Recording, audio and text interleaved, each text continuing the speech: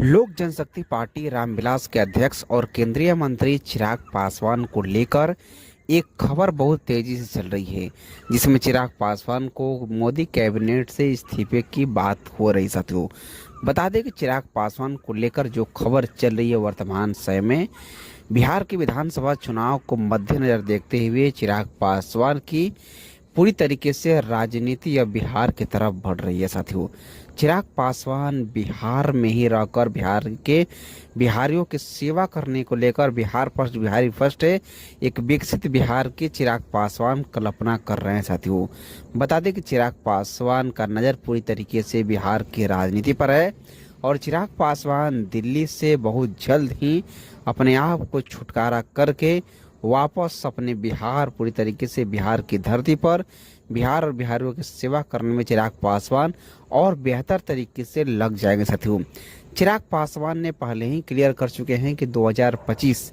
इसी साल होने वाले बिहार के विधानसभा चुनाव अपनी पार्टी उनकी लड़ेगी, लेकिन वो नहीं लड़ेंगे। लेकिन इसके बाद चिराग पासवान बताए थे कि 2030 की विधानसभा चुनाव में चिराग पासवान विधायक का चुनाव जरूर लड़ेंगे। साथियों, चिराग पासवान अपने आप को कहीं न कहीं पूरी तरीके से बिहार की राजनीति में अपने तरफ से ढालने की पूरी कोशिश में लगे हुए हैं।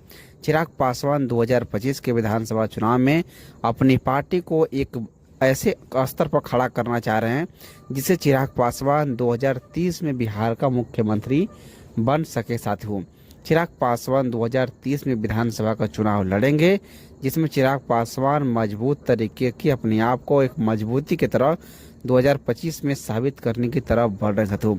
क्योंकि चिराग पासवान को 2030 की विधानसभा चुनाव में 2030 आते आते बिहार का मुख्यमंत्री चिराग पासवान को बनना है। साथियों, ऐसा चिराग पासवान का एक लक्ष्य है। साथियों, और चिराग पासवान उसके काबिल भी हैं। वर्तमान समय में चिराग पासवान की पॉपुलरिटी देश के बड़े नेताओं में हो रही। साथियों, चिराग पासवान के लिए अपनी प्रतिक्रिया कमेंट बॉक्स में दीजिए। जय हिंद।